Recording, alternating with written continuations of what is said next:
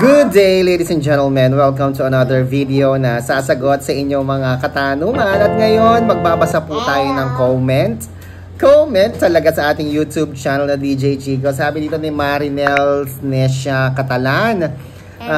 Kanina ko lang chinat si Sir Chico, then maya-maya na-convert niya na po. Thank you, Sir Chico. Oy, thank you, Marinel, ha, sa iyong pagsuporta sa ating G-Gives Cash Convert. At sabi naman ni Julwen Diaz, legit, thank you po. Opo, kasi ito yung mga nagpa-convert na po sa atin, yung mga nagpa-trade. At si Julwen, ang dami niyang ang dami niyang comment. Legit, sabi niya.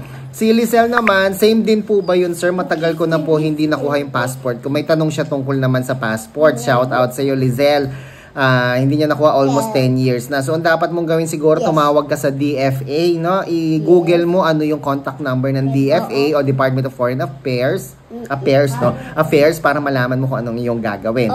At sabi naman ni Mary Chris Veray, magpapa-convert po sana ng LazPay to GCash. Of course, pwede po tayo mag-convert ng LazPay to GCash. Just click the link found in the comment section sa baba.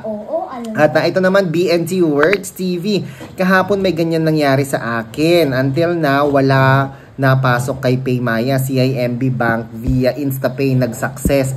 Pero walang pumasok kay Paymaya. Nag-send na ako ticket, 2 to 3 days pa daw.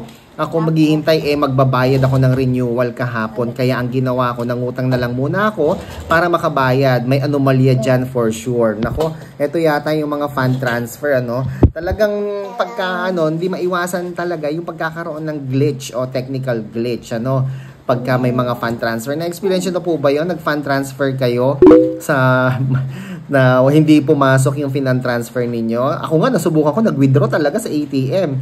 Sabi doon sa GCash ATM ko, successful yung withdrawal. Pero walang lumabas sa BDO machine. O, diba? So, parang, sabi ko, oh my gosh, magkano 5,000 pa naman yun, diba? So, hindi naman basta-basta.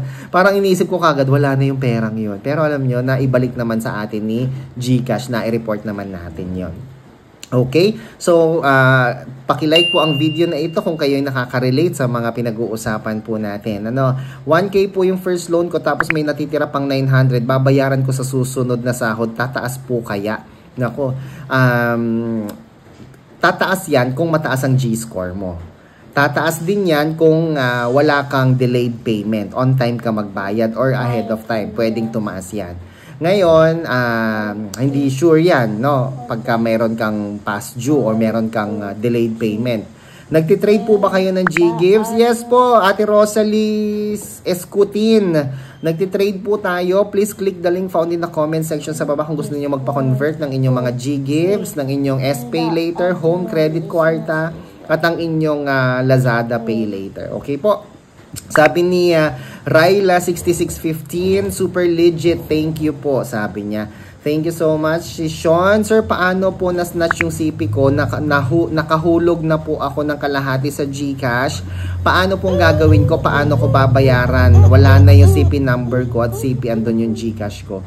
Okay, so paano nga ba niya babayaran? Kung sa akin mangyari yun, mga kapatid, ang gagawin ko po tatawagan ko si GCash sa 2882. Gamit ang anumang TM o Globe number. Tapos, pag natawagan ko na, tatanungin ko magkano na yung nahulog ko, magkano pa yung amount due ko. So, itatanong ko na sa kanila. Kasi, mas may access sila kung magkano na yung amount due ko. Yun nga lang, medyo matagal. Isa mo pang pwedeng gawin, i-check mo yung email mo.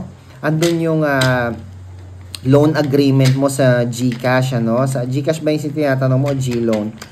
Ayan, may loan agreement doon, tapos tignan mo kung magkano na yung nabayaran mo versus doon sa hindi mo pa nababayaran. Pwede mo naman bayaran yan sa gamit ang kahit anong GCash app, Bills Pay po yung gagamitin ninyo. Okay? Sabi ni Franz Zondre, thank you po, Sir Chico, for smooth and fast transaction sa pag-convert ng Lazada Pay Later ko to GCash.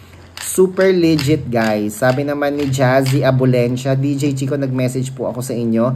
Sabi ni Alea Shane de Mesa, super legit po kay sir. Sa kanya na po kayo magpa-convert, sure na hindi po kayo may scam. Thank you po ulit sa smooth transaction, sir. More blessing pa po. Maraming salamat, Alea Shane. Alam nyo, ang daming scammer ngayon. Alam mo, kahit kaming mga nagtitrade, nai-scam din po kami. Kanina lang na-scam ako, So, ikwento ko lang sa inyo. Nagpa-convert po siya.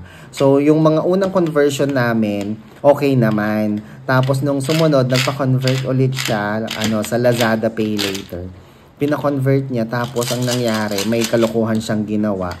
Yun, bumalik sa kanya yung Lazada Pay Later niya. Tapos, nakuha pa niya yung pera ko. Diba?